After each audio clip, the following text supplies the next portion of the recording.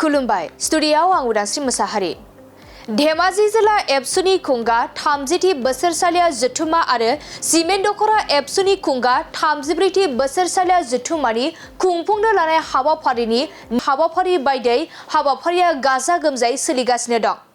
फुंबिलिनि समाव धेमाजि जिल्ला दुलाराय बर' फरायसा आफाद आरो सिमेन्ट दख'र दुलाराय बर' फरायसा आफादनि जानानै नोंथांमोन रादाबगिरि साफ्रोमबोनिसिमबो दुलाराय बर' फरायसानिफ्राय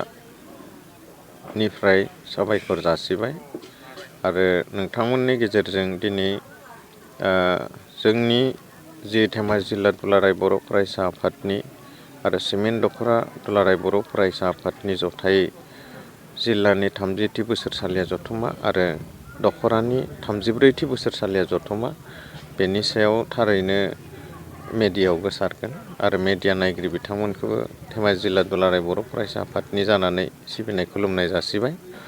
बे समाव जोङो सिमेन्ट समखंनि रंगमन्चआव धेमाजि जिल्ला दुलाराय बर' फरायसा आफादनि 30थि बोसोरसालिया जथुमाखौ लादोंमोन आरो बेजों लोगोसे सिमेन्ट दख'र दुलाराय बर' फरायसा आफादनि 34थि बोसोरसालिया जथुमा खौसेयै जागासिनो दं। मैयानिफ्राय दिनैसिम साननै जाबाय।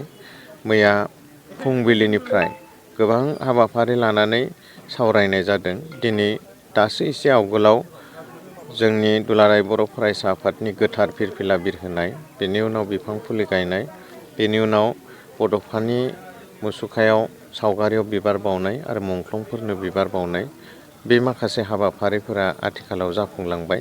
दा दान्दिसेनि उनाव 2 बाजिनिफ्राय जोङो गेवलां मेल बेखौ खुंगोन आरो बे गेवलां मेलाव जोङो आफादारि गोनांथिखौ नोजोर बोनानै जिल्ला आफादा जों धेमाजि जिल्ला दुलाराय बर' फरायसा आफादा मिरु दुलाराय बर' फरायसा आफादनि मानाव गेदेर आफादगिरि बिथांखौ गाहाय आलासि महरै लानानै जोङो गेवलां मेलखौ खुंगोन आरो बे गेवलां मेलखौ बेखेवगिरि महरै PKWSनि चिफ मानाव गेदेर मिहिनेश्वर बसुमतारी सारा बेखेवनानै होगोन आरो जर'खा आलासि हिसाबै जोङो खावलायदों जोंनि बर' माहारिनिनो सासे गेदेमा आरो दुलाराय बर' फरायसा आफादखौ मोनसे समाव दैदेनलांनाय बारग' आफादगिरि आथिखालाव रायजो सभानि MP रोनगोरा नार्जारी सार, जाय बिथाङा दुलाराय बर' फरायसा आफादाव आफादगिरि थानाय समाव गुन गोनां गोग्गो सोलोंथाइ नांगौनि थाखाय जांख्रिथाय गायसननानै गालांदोंमोन।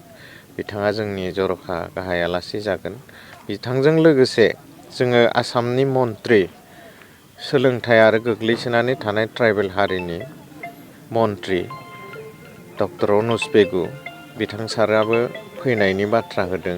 लोगोसे लखिमपुर लकसभा समस्तिनि MP प्रधान बरुवा सार बिथाङाबो बेवहाय बाहागो लानायनि खोन्था होदों। आरोबाव जुनाय